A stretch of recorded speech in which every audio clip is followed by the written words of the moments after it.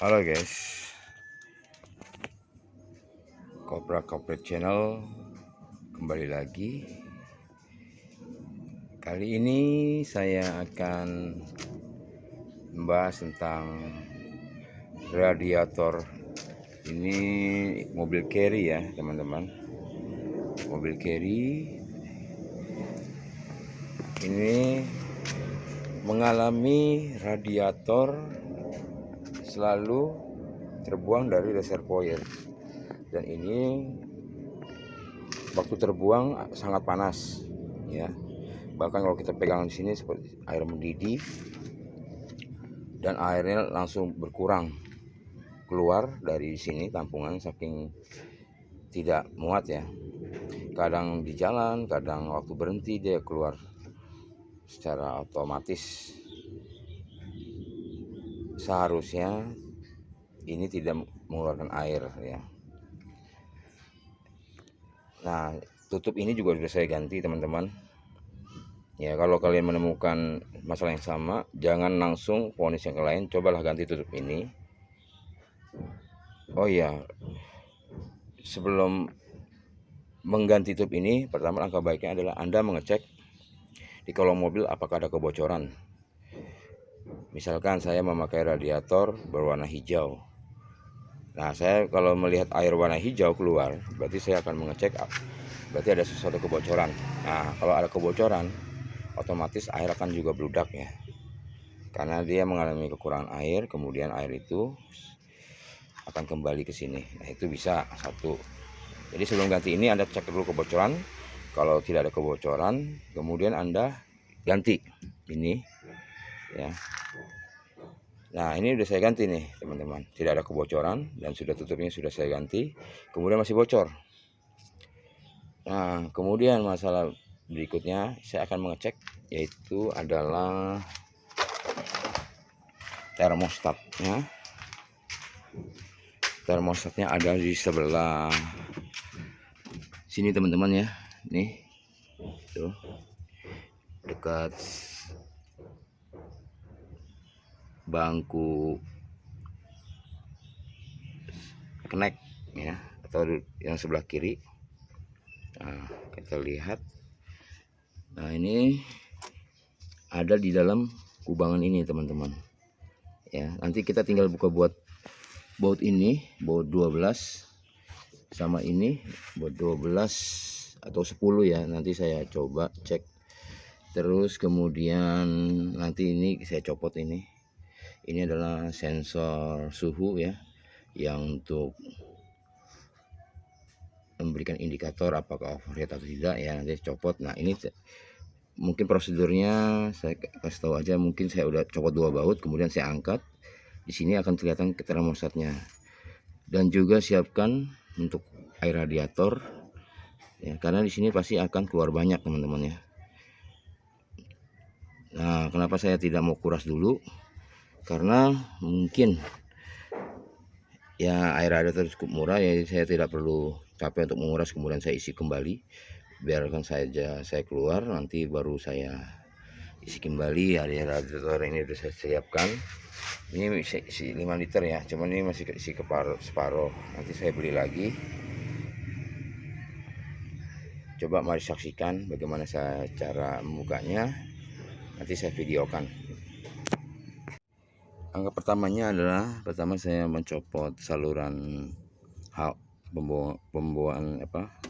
saluran pembuangan uap mesin ya. Kemudian nanti saya tinggal copot ini aja teman-teman nih. Ini saya copot juga nih sensor temperatur ya.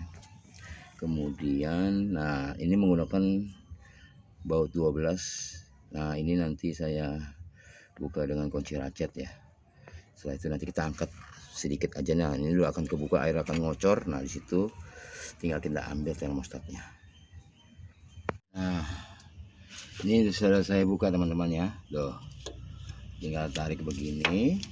Oh, ini termostatnya teman-teman tuh sudah karatannya ya. Ini saya buka nanti.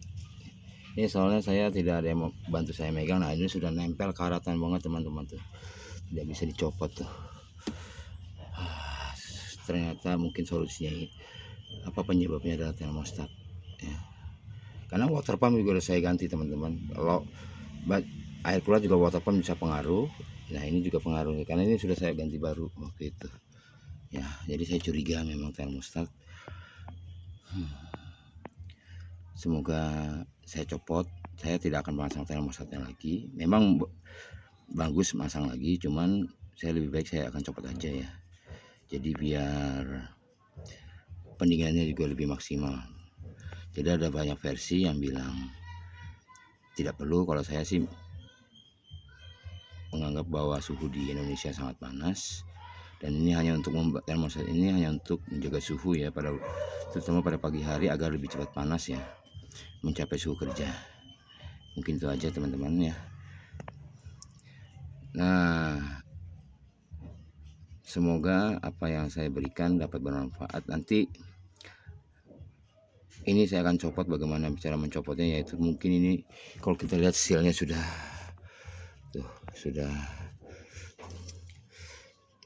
sangat keras teman-teman, sangat luar biasa ya. Ini harus saya gunakan obeng ya untuk mencongkel-congkel ya. Mungkin congkel-congkel di sebelah sini teman-teman. Mungkin itu dulu teman-teman ya. Semoga apa yang saya sampaikan dapat bermanfaat dengan teman-teman. Semoga masalahnya juga semoga nanti setelah saya lepas, nanti saya akan beritahu teman-teman apakah hasilnya normal atau tidak ya. Ini baru tahap pembongkaran doang. Terima kasih teman-teman. Jumpa lagi di Koprak-Koprak Channel. Nah, setelah saya buka ya termostatnya ya, penampakannya adalah seperti ini teman-teman. Astaga, ini memang salah satu penyebabnya. Kita lihat sampai luar biasa nih ya.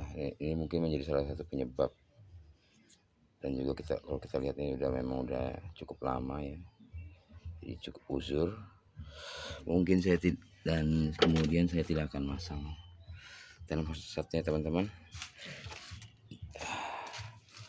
atau Anda juga bisa beli di online. Jangan di online ya, lebih baik di toko spare part. Harganya sih tidak mahal ya, sekitar 150.000 lah katanya. Tuh kalau kita lihat ya teman-teman ya, ini sampai hancur begini sealnya, o-ringnya, dan bahkan ini juga kita lihat nih hasil daripada ini juga sangat menempel di sini, kejepit ya teman-teman. Luar biasa. Lebih baik saya tidak akan pakai lah, karena ini juga untuk mobil barang teman-teman, suhunya juga sangat tinggi ya. Biasa kalau bawa barang beda dengan kita biasanya kalau untuk sendirian. Mungkin itu aja teman-teman ya yang bisa saya sampaikan. Semoga video ini sangat bermanfaat buat teman-teman sekalian ya. Ini saya akan buang karena banyak kotoran ya nantinya. Lumayan sekali teman-teman. Kalau kita lihat nanti ini saya tinggal lem aja teman-teman, karena ini tidak perlu o-ring ya. Di sebelah sini saya tinggal lem. Semoga sudah tidak akan bocor. Mungkin sudah itu aja teman-teman ya. Semoga video ini sangat bermanfaat. Jangan lupa subscribe. Terima kasih teman-teman. Tadi kan saya sudah melakukan penggantian dari pelepasan dari termostat ya. Kemudian saya tidak memasangnya lagi biar sirkulasinya lebih lancar ya. Kemudian di sini untuk proses pengisian air radiator kembali, kita lihat di sini juga kosong teman-teman ya. Nah, ini saya harus isi dia penuh dulu. Nanti bagaimana juga setelah diisi, berarti kita harus ada proses pembleedingan ya. Artinya untuk mengeluarkan udara yang terperangkap di dalam sistem radiator. Kalau teman-teman tidak melakukan yang namanya buang angin atau bleeding, nanti pada waktu jalan beberapa kilo ya, atau sekilo atau 2 kilo, dia akan membludak naik lagi airnya, bahkan akan ke reservoir lagi ya, ke sini lagi. Jadi banyak macam untuk yang menyebabkan air kembali ke dalam reservoir ya. Salah satunya adalah buang angin. Itu juga sangat penting ya dalam proses pengisian air radiator kembali ya, yang berkurang banyak ya, terutama ya, bukan kalau berkurang sedikit ya, tidak ya. Berkurang sedikit itu artinya di dalam reservoir masih tersisa, atau masih keadaan di tengah-tengah full atau low ya, itu tidak perlu lah ya. Tapi kalau udah sampai jarum naik ya, atau air yang kebuang seperti kayak kasus kemarin membludak sini, alangkah lebih baiknya ya ini harus di bleeding, biar nanti di dalam perjalanan juga kita aman. Karena dulu saya pernah mendapatkan kasus itu, saya tidak membleeding karena saya tidak tahu bagaimana fungsinya ya. Nah, ini khusus untuk mobil Futura Carry yang 1,5 injection, dia juga tidak ada baut untuk bleeding ya, beda dengan EPV Carry ya, yang nah dia ada disediakan baut di dalam dekat termostat ya situ ya. Nah, berarti nanti prosesnya adalah kita isi dulu airnya, kemudian nanti kita jalankan mesin, kita dalam keadaan idle atau stasioner, kita diamkan selama setengah jam. Kemudian nanti sesekali kita gas ya, biar untuk mempercepat lagi pembleedingan itu ya. Jadi sesekali aja, nggak usah sering sekali aja misalnya. Nah, nanti dia di sini akan mengeluarkan gelembung teman-teman. Gelembung-gelembung itu adalah udara yang terperangkap ya. Biasanya airnya sudah mulai mengisi ya. Jadi udara yang keluar sampai gelembung itu habis nanti ya, tidak terperangkap lagi. Nah, di situ baru kita mulai menutup ya, menutup kembali tutup radiator ini. Nah, ini proses ini kita lakukan selama setengah jam atau sampai 1 jam ya, tergantung dari suhu mesin. Dan kita juga cek dari sini tuh kan, itu ada temperatur, dimana temperatur ini nanti kalau sampai di tengah-tengah, nah ini kita diamkan dari temperatur tengah-tengah ini teman, setengah jam aja ya, atau 1 jam. Nah, suhu di dalam mesin sudah mencapai suhu kerja sebenarnya ya. Nah, di situ biarkan, semakin dia panas semakin bagus teman-teman, karena udara yang terperangkap ini akan menguap ya. Nah, makanya gelembungnya akan keluar dari sini. Nah, kita harus melakukan kesabaran itu ya, biar gelembungnya benar-benar sempurna keluar. Nanti saya akan tunjukkan ya bagaimana cara membleeding ya, mengisi dan membleedingnya. Nah, ini teman-teman, setelah saya isi full, kemudian saya starter ya, kemudian temperatur juga mulai naik ya. Nah, ini keluar bui-bui ya, busa-busa itu artinya mengeluarkan gelembung. Nah, tapi bui-bui ini sebenarnya bui-bui yang wajar ya. Biasanya tadi kan ini saya sudah hidupkan beberapa menit ya. Kalau kita gas, nah tuh kita sampai gas, ya tadi tuh dia ngeluarin gelembung besar tuh. Itu adalah gelombang. Nah, kan naik turun ya. Ambil kita gas ya. Tuh.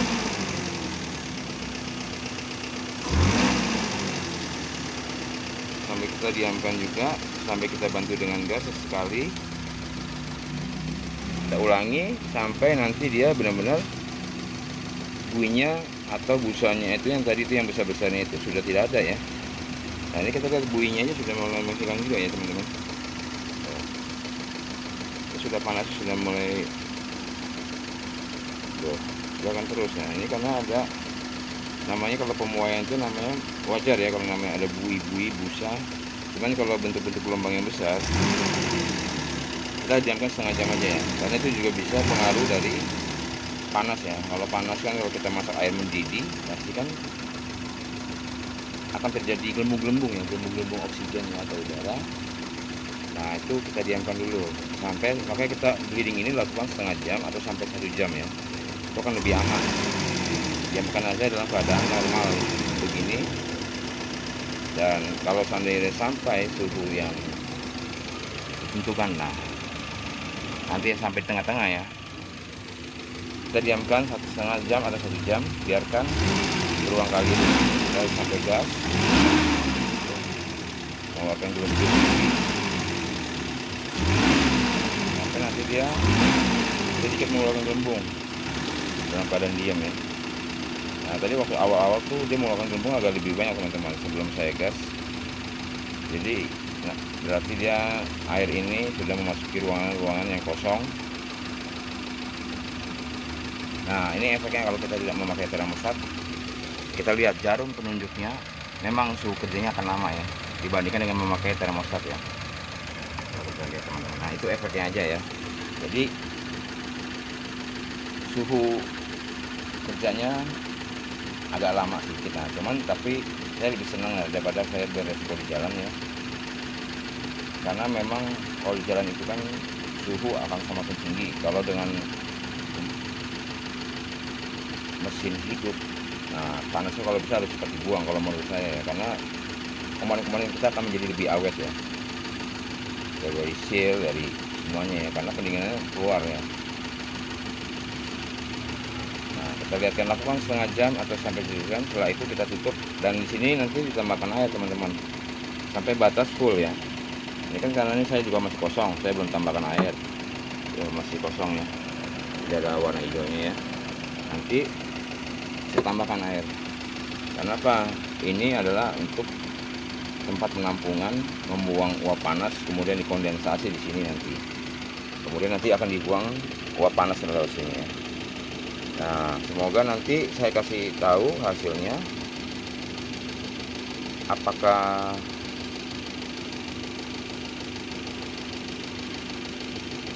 radiator ini akan berfungsi dengan normal kembali ya. Jadi saya lakukan ini emang setengah jam atau 1 jam, kemudian sudah tidak ada masalah teman-teman. Biarkan udaranya sampai keluar habis. Tanda-tandanya habis, pertama gelembungnya sudah tidak keluar lagi ya. Nah, kalau dapat keluar ya teman-teman.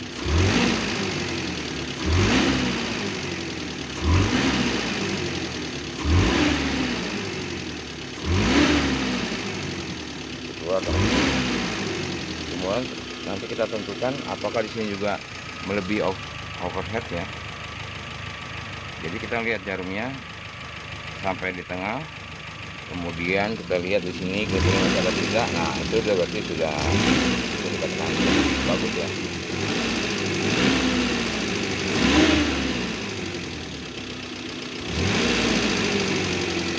Karena ini pendinginannya menjadi sempurna teman-teman, kalian didinginkan terus teman-teman, makanya temperaturnya juga agak lama naiknya.